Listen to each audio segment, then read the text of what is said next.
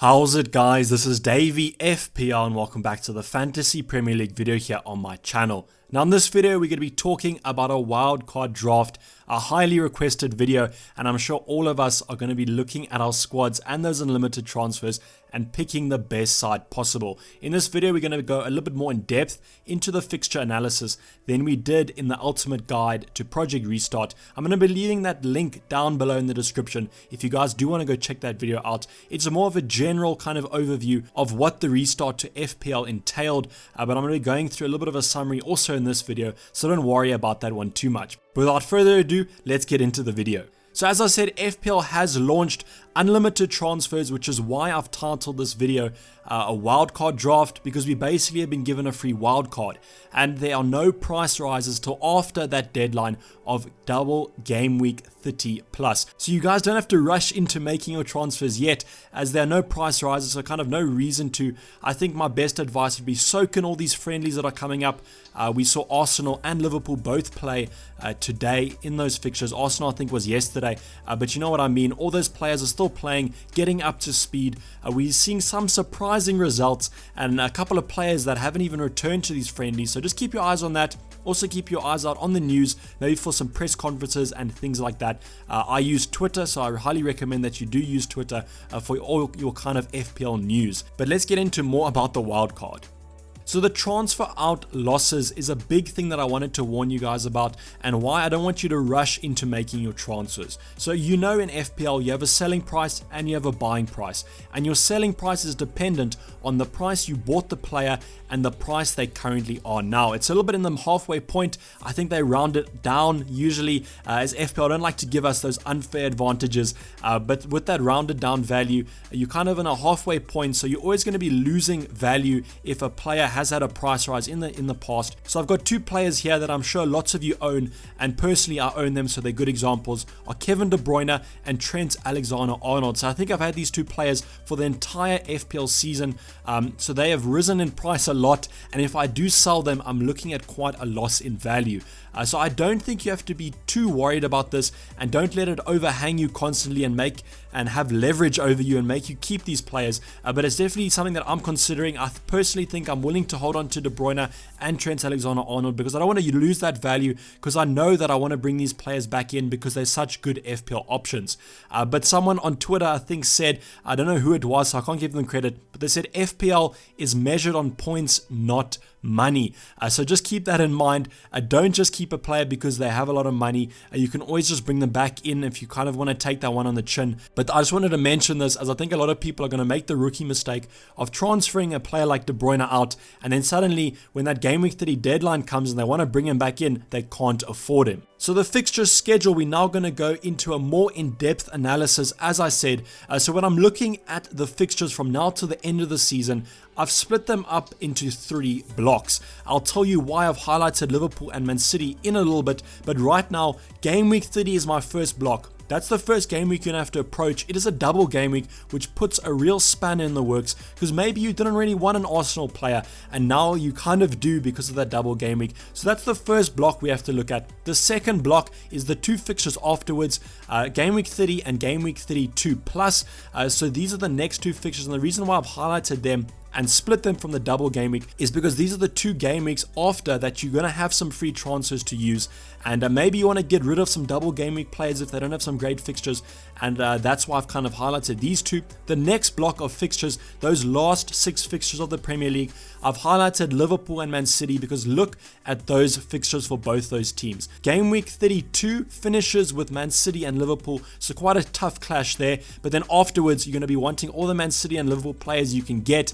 I'm really hoping that they do play full strength squads by then, as we're going to have some nice FPL options. I mean, just look at those green fixtures. There are a couple here and there that are a little bit dodgy, but I think overall they have some really nice fixtures coming up, and their options are so good and the teams are so good that they never really have a bad game week. So that's why I've highlighted these 3 teams.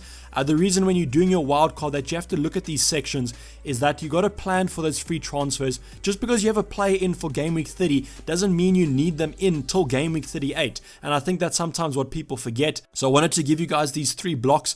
Look at them, see what players you want in them, and plan your free transfers.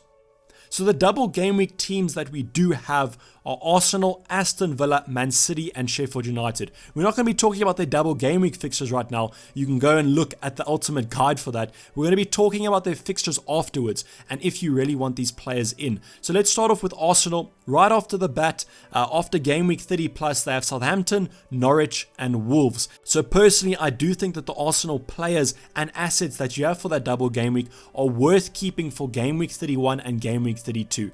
By game week 33, you will have enough transfers to get them out because they face Wolves, Leicester, Spurs, and then Liverpool. So they have a nice little bit of a run with the double game week. Then they go into a terrible run, especially defensively. So if you have defensive options from Arsenal, I think that that's your chance to get out just before game week 33. Now with Aston Villa, Sheffield United, and Chelsea, they then face Newcastle and Norwich, Liverpool, Man United.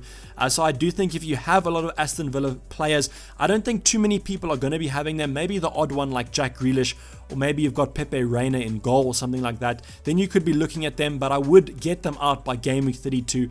They could maybe sit on your bench if they're cheap enough, but I don't think they're worth keeping from then till the end of the season. They even face the likes of Everton and Arsenal at the end, which isn't too great. Then we have Man City, Arsenal, and Burnley, really nice fixtures, but then they face Chelsea and Liverpool. And this is the thing about Man City though, is they never really have a hard opponent.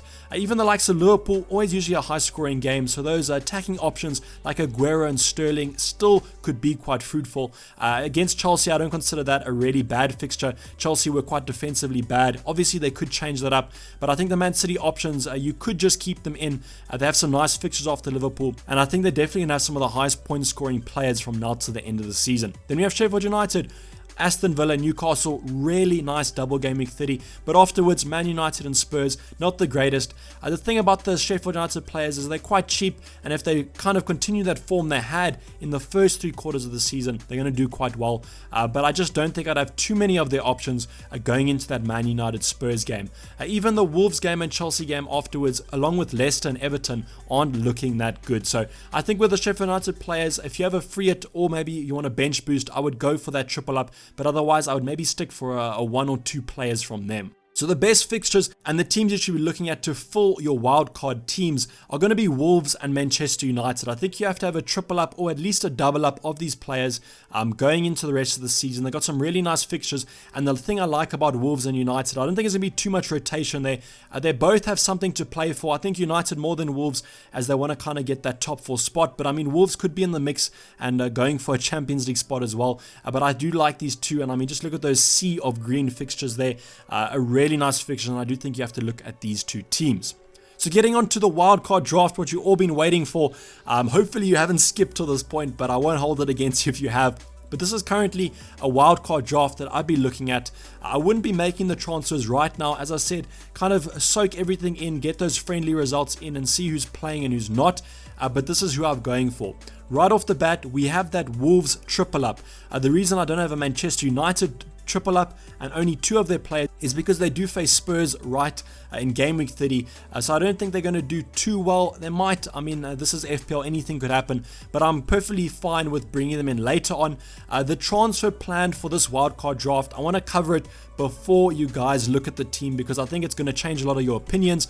Is I think after game week 30 I would be losing the likes of Aguero and maybe Traore. The thing about game week 30 that gives us enough insight in is if Diego Jota is starting instead of Traore, we can easily just transfer him out the next game week or 2 game weeks time and then see how it goes. But my recommendation for this would be to lose Aguero. I spoke about those tougher fixtures, and I think with Man City it's not worth owning an expensive player with all that rotation. So I think you lose Aguero, bring in Rashford if he's fit. Otherwise you could always maybe go for maybe a Diego Jota. And then I think if Rashford's not starting, the player I would look at is Anthony Martial. You could also bring him in for maybe the likes of Traore or Grealish, depending on who the money is. Aubameyang, I would keep him, as I think he has some nice fixtures after the double game week 30, but then I would also lose him. Jimenez is a nice option, but you could also maybe downgrade him to Diego Jota.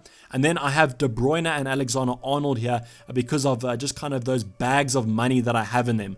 The interesting option that I wanted to talk about is Fernandes. So with Pogba back, there has been rumors that Fernandes is going to play a little bit of a deeper role, and for that reason, I think if Pogba is back and in a friendly and he scored a couple maybe, I would definitely be looking at Pogba over Fernandes. I think Fernandes has gained popularity right now. A lot of people are probably going to be owning him by game week 30, and that's the perfect reason why Pogba is almost a differential. So that could be a nice option there. I've opted for Wan-Bissaka as my United defender, as I just think he's got a lot better in the attacking third from the start of the season, and I do think he could be offering some assists and goal threat.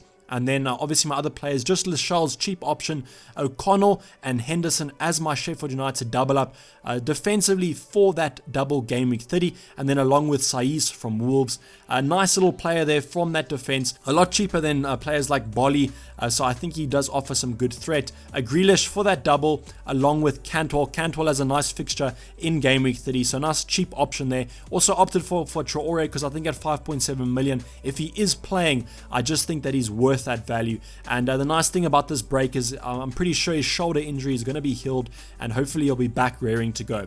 I've opted for that double up of Aubameyang and Aguero because I like their double game week 30 fixtures, and I think those are the two best options out of those two clubs to own. So I know you guys are probably going to grill my draft and you have a much better one, so drop it down below. Maybe people will look at your draft and say that's a lot better than Davy's draft, but this was kind of my initial draft to go for, and I do think it's going to be quite a template. You can change players here and there, but I overall think there's going to be a couple of players that are going to be in every squad come game week 30.